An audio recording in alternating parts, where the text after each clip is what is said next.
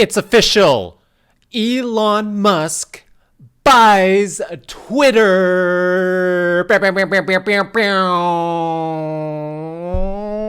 Here's a little video to celebrate Elon Musk buying the all-seeing eye of Twitter. Hi, everyone. I'm Elon Musk.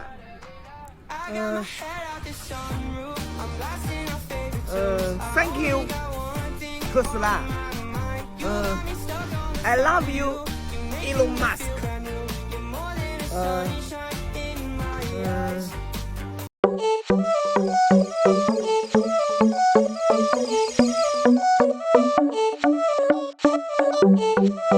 I see a lot of people having very strong emotional reactions about this. Happy, sad, confused, a little hurt, a little feeling a little pain, a little emotional pain over this. And as a person who is an avid user of Twitter, I am completely and utterly empathizing with all of you. I don't know if I'm saying grammar things correctly, but who cares, because we want to sound professional, as professional as we possibly can in this video. I want to say right off the bat that as far as my opinion over this whole thing is that I could care less who owns Twitter, honestly, because I don't use it that much, if I to be honest. No offense to Twitter users. I'm not saying Twitter sucks or anything like that, or like it's not a a vital tool, social tool in our existence. But I'm just saying that I personally don't care, because I don't use Twitter that much. I don't, which should be, after all this is going down, I'm starting to think maybe I should be on Twitter more. But I do browse through Twitter pretty much daily. I mean, I'm on there because I look at NFT things and all that.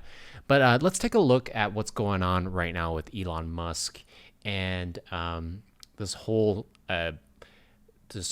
complete meltdown that's happening, where and I'm not going to make fun of anybody in this video. This is not a video to make people feel bad for how they feel about this whole thing, because if you feel like this is a terrible thing, I feel sorry for you, because I'm sorry that you feel hurt over this. I don't see why. Maybe it's just kind of fun for people to feel anger or hate towards this situation or whatever. But I just want to put some more rationality in what's actually going on, because I feel like there's a very strong emotional reaction to this whole thing, whereas I think that if we think rationally about what's actually happening, we can have a clearer picture of what's going on. Because I'm seeing a lot of just a lot of chaos, and I'm trying to put some organization into this whole thing, because that's what I do. First of all, okay, so I'm barely following what's going on. Okay. I didn't even think this was going to actually happen until yesterday. I saw, Elon Musk is about to buy Twitter. And I'm like, oh shit, this is actually happening. And then I kind of browsed a little bit. Maybe I spent like half an hour just kind of looking at stuff. In total, I didn't just sit down for half an hour and just look at everything. But it seems like the purpose Elon Musk is doing this or buying Twitter is because he, personally enjoys Twitter. There's posts that that Elon Musk has made where he says, "I love Twitter," and that's very true. And then he is also buying Twitter because he is about freedom of speech, and this is what he is. What he means by that, right? So we can look at this is his big statement after Twitter he bought Twitter. Free speech is a bedrock of functioning democracy, and Twitter is the digital town square where matters vital of the future of humanity debated. Blah, blah, blah, blah, blah, whatever. So he's buying Twitter, and he's doing this because he wants to protect freedom of speech in this very, very prominent social media application. And so this is a big step. I mean, it seems like a lot of social media platforms are becoming more let's say PG-13, they're more censored, quote unquote, because there's a lot of people that are now being banned off of these applications, and they're not being able to say what they truly think and feel, and there's certain things that are controversial, and they're not allowed to say anymore because you'll get censored, and you'll have a strike on your account or whatever. And as a person that follows people that do speak their mind and do practice freedom of speech, I see them complaining about this quite a bit. And so it is an issue. I don't know why people don't think censorship is an issue. If you don't, if you're not around people that practice freedom of speech, which is very important to the country that we live in. If you live in the United States, it's very important. It's the reason why we are able to share our opinions and to have debates and to progress in a way that that embraces all opinions, not just just one side, which is not healthy for a healthy society. If you have people that are being silenced because there is just one strict narrative that is being favored, then you're not getting the full spectrum of human human opinion, which there's so many different. My channel is all about personality and the psychology of personality, and if you don't understand that every single personality is important, and certain personalities will have different views. So thinkers will have different views from feelers, and intuitives will have different opinions than sensors, and then different groups have different gravitate towards different opinions. And this is why we see the division in this country and in a lot of the world, actually, because we have so many different personality types and different ways of thinking and processing information in this reality that we live in. So I personally, if this is what Elon Musk is saying this, right? This is, and I'm not saying I'm Elon Musk, I'm not a Elon Musk stan. I find him inspirational. I think that the persona that he presents himself to be out in the world is interesting, and I find him to be an interesting person. I don't know too much about him, and I don't know anybody who knows actually knows a lot about him, right? Who knows who he's like behind closed doors? Who knows who he is in his personal life? I don't know. Do you know? And if you claim to know, I would really wonder. My next question would be well, how do you know? Are you his friend? Or are you his family member? Do you know him personally? If you don't, then I think I will not consider your opinion about his personal life or who he is truly as a human being. I think that unless you are his close friend, and even his closest friends might not even know who he truly is, right? So, but if who he is, if he's presenting himself to be this person that he is on the internet, on Twitter, on social media and all that, he's presented himself as this genius entrepreneur, Tony Stark type character, then he wants to buy Twitter because of freedom of speech, then I am in support of that, because freedom of speech is so important and Twitter is so important. And so if you have freedom of speech on Twitter, then you are making a big play for freedom of speech in general, right? But then again, I don't know who he is. Nobody knows who he is. If people are so emotionally reacting to this so heavily and so deeply, my question would be why, how, what is this knee-jerk reaction? And I would analyze it within yourself and be like, why am I reacting so strongly to this? Are you afraid of change? Are you afraid that it's going to become something that you don't like? And are you going to hear something that you don't like? Because people naturally gravitate towards comfort and being comfortable, and being on Twitter, the way it was and the way it has been comfortable for a lot of people for a long time, because differing opinions or challenging views are not there to be seen anymore. And the whole point of censorship is that if it works well, you never notice that things are being censored.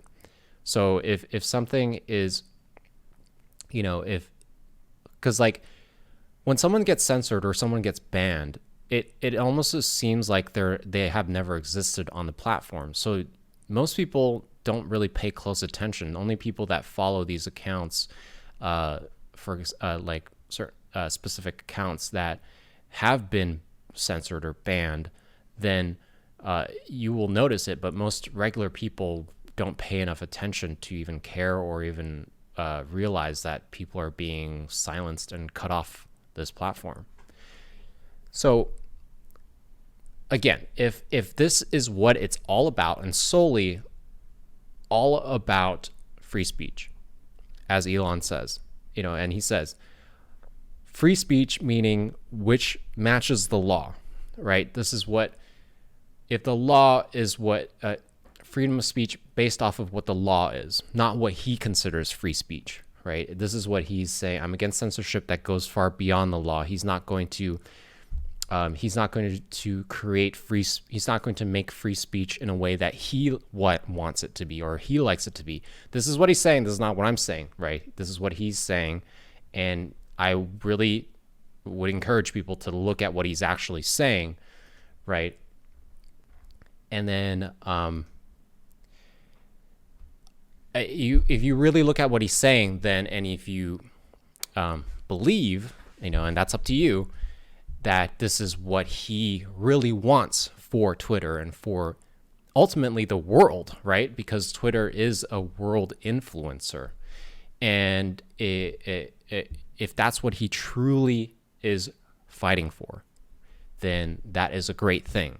And a lot of you might not realize that now. Some of you might not realize that. I don't know who has what opinion. But if it is true, and if this is an honest, mission, then this is great, and you will probably realize it down the line. What is going to be devastating is if this is the guise that Elon is putting up, or this is the front that he's putting up for freedom. Like, he's like saying, oh yeah, like this is for freedom of speech, and yeah, and this is what everyone thinks it's going to be. And then down the line, Twitter becomes this really car wreck of a situation, and then people are like, see, freedom of speech is not good. Look, see, this is terrible. This is not good. This is not good for society. It's causing all these wars and all these, which I have reason to believe that this might be the thing that ultimately happens. Is that, okay, the whole premise of what's happening now is that Elon is buying it because, it's for freedom of speech. And then down the line, everything's so bad, and like, this is all because of Twitter and freedom of speech. We can't have freedom of speech. And then, of course, it reaffirms what people have believed in the first place, which is freedom of speech is actually not that great for society, and we should censor people, and we should silence people.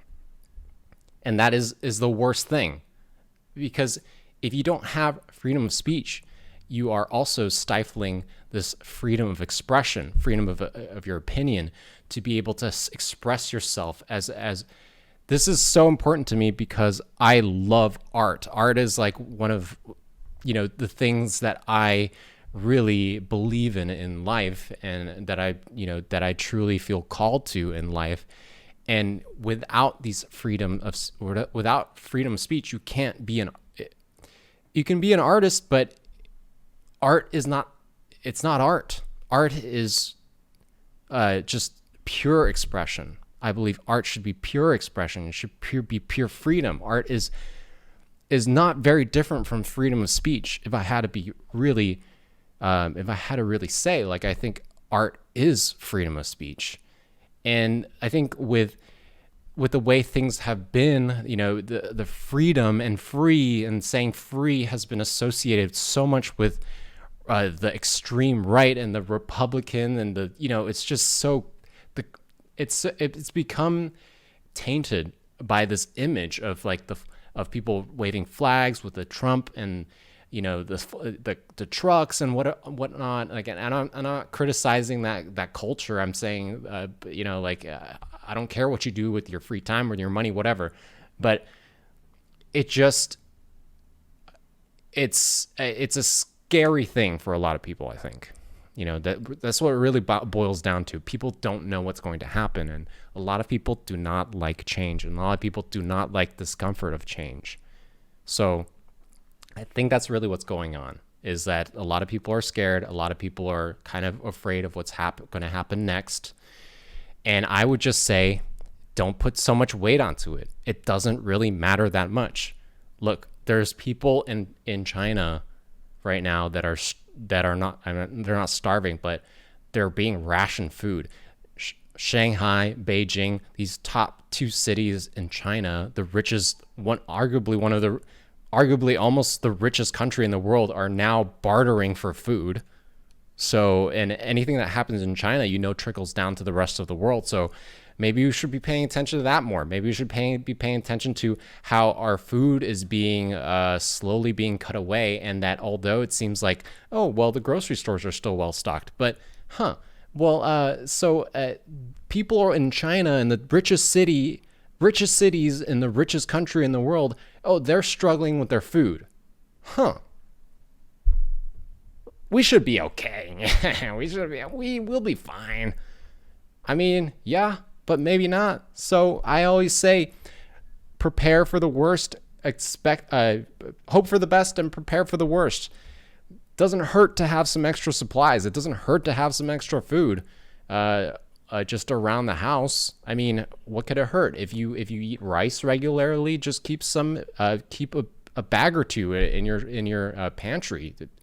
You're going to eat it anyway. It's going to come along anyway. So might as well have some extra in case it all gets cut off. And at least you have something to last you for a couple months. I don't know. But then again, I'm not here to tell you what you do with with your money or whatnot. I'm just here to say that Elon Musk buying Twitter is, and the reaction of all this is kind of hilarious. But I'm not here to make fun of you. I'm just trying to say that if you're really really triggered by all this, it's really not that important. I mean, it is important, but it's not enough to it shouldn't be enough to derail your entire life and to create all this negative emotion in your body. There's no need for that. Anyway, thank you so much for watching this video. If you're new to this channel, if you enjoyed my content, please subscribe and like and comment and do all those things to help me with the YouTube algorithm. Thank you so much for watching my regular viewers. I'm trying to expand my content, trying to see if I can be of more use to more people in this world. That's all I'm trying to do. Thank you so much for watching. I'll catch you in the next video. My usual drop is on Friday. It was because of this whole news that I had to put out this extra video. Anyway, peace. See you later.